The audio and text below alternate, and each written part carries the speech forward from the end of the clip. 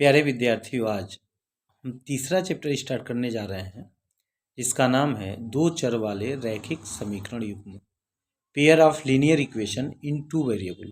ये बहुत ही आसान चैप्टर है और इसमें इक्वेशन क्या है, दो चर वाले रैखिक समीकरण किसे कहते हैं, इसका हल क्या होता है और दो चर वाले रैखिक समीकरण कैसे बनाते हैं, इस टॉपिक पर पहले हम डिस्कस करेंगे। उसके बाद से दो चर वाले रैखिक समीकरण को युग्म को हल करने की कुल कितनी विधियां हैं और उनमें से कौन कौन सी विधि इस समय आपको पढ़ना है, इस पर चर्चा करेंगे। तो चलिए स्टार्ट करते हैं। सबसे पहले हम लिख लेते हैं दो चर वाले रैखिक समीकरण क्या है, linear equation in two variable. तो आपको पता है कि इसमें कहा गया है दो चर यानी कि वेरिएबल की संख्या दो हो, वेरिएबल दो हो, जनरली हम एक्स वाई लेते हैं, और इन दोनों की डिग्री एक हो, तो ऐसे इक्वेशन को हम दो चर वाला रैखिक समीकरण कहते हैं। यहाँ पे लिखा गया है एक ऐसा समीकरण जिसमें दो चर हों और दोनों चरों की घात एक हो, दो चर वाला रैखिक समीकरण कहलाता है। इसका व्यापक रूप जो होता है A x plus B Y plus C equals to zero होता है, जहाँ ए बी सी वास्तविक संख्याएं हैं और a not equals to zero और b not equals to zero है। तो इस तरह से आप इसको याद कर सकते हैं। तथा इसके साथ ये भी कंडीशन याद रखेंगे, A square plus B square not equal to zero, इसका मान कभी भी जीरो नहीं होता है।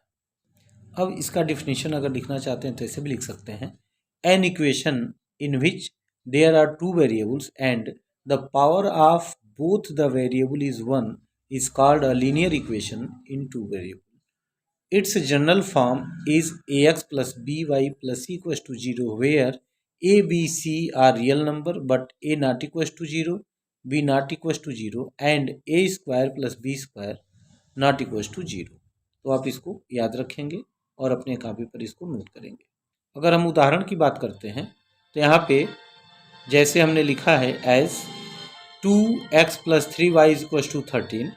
सेकेंड एग्जाम्पल हमने लिखा है यहाँ पे x minus y is equal to 5 और थर्ड एग्जाम्पल लिखा है 5x minus 4y is equal to 9 और यहाँ पे फोर्थ एग्जाम्पल लिखा गया है 3x minus y is equal to 20 and fifth examples लिखा गया है root 3x minus root 2y is equal to 2 root 6।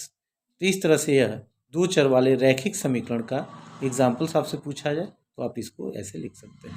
हमें आशा है कि आप यह कॉपी पर नोट करेंगे और इसको याद भी करेंगे और समझेंगे भी कि इसका क्या मतलब होता है। एक जो महत्वपूर्ण चीज़ है, यह जितने भी इक्वेशन लिखे गए हैं दो चर वाले रैखिक समीकरण, यह सदैव एक रेखा को निरूपित करता है।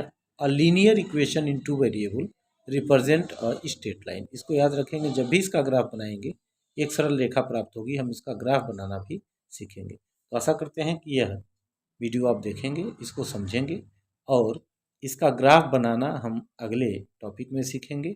लीनियर इक्वेशन कैसे बनाया जाता है, वर्ड प्रॉब्लम जो दिया गया होगा उसको पढ़ेंगे और लीनियर इक्वेशन कैसे बनाएंगे इस पर हम डिस्कस करेंगे।